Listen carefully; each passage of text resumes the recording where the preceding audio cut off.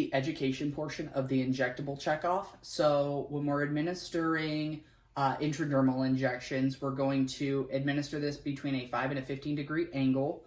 We're going to make sure that we're inserting the needle bevel up, and we want to insert it just underneath the skin, about 1/4 of an inch, and you're going to inject. You want to see a bleb, so it's going to be a small bump, and that's going to let you know that you have injected in the correct region. The most that you're going to inject here is 0.1 milliliters. The common sites are going to be the ventral portion of the forearm, the upper chest, and the upper back. The gauge of the needle you're going to use is 25 to 30 gauge, and then the length is going to be between 1/4 and 5/8 of an inch. And here's an example of a needle that of a needle and syringe that you could use. So it's 25 gauge by 5/8. So we have that there. And then the next step, and then common administrations are going to be like a TB skin test or an allergy test. The next step we're going to have is a subcutaneous injection. So a common one for that's going to be insulin. For that, you're going to administer between a 45 and a 90-degree angle. If you can pinch at least an inch of skin, you're going to inject at a 90-degree angle into that pinched skin. Otherwise, you're going to inject at a 45-degree angle. Here, you can administer up to 1 milliliter of whatever medication you're injecting. And the gauge is going to be between 25 and 30 gauge again. And then for the length, it's going to be between 3/8 and 5/8 of an inch.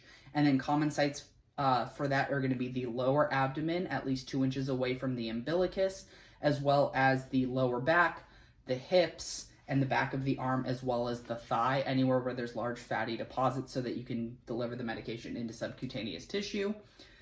And then an example of that is going to be, like I said, the insulin needle. So this is 29 gauge and about 1/2 inch long.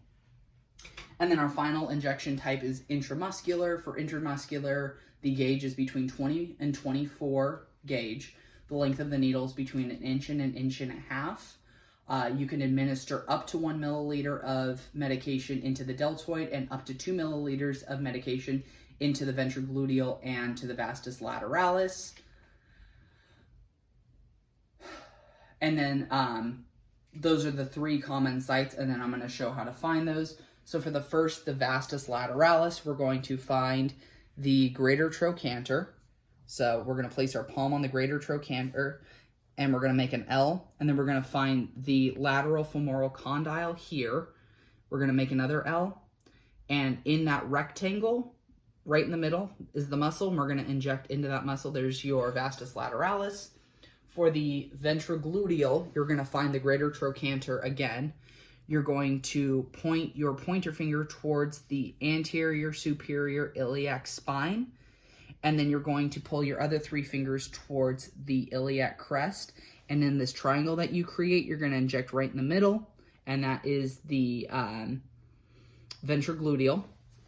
And then finally, we have the deltoid muscle. So for that, you're going to find the acromion process here. You're going to come down about 3 fingers or 2 inches and then inject just below that point right into the center of the triangle of the muscle.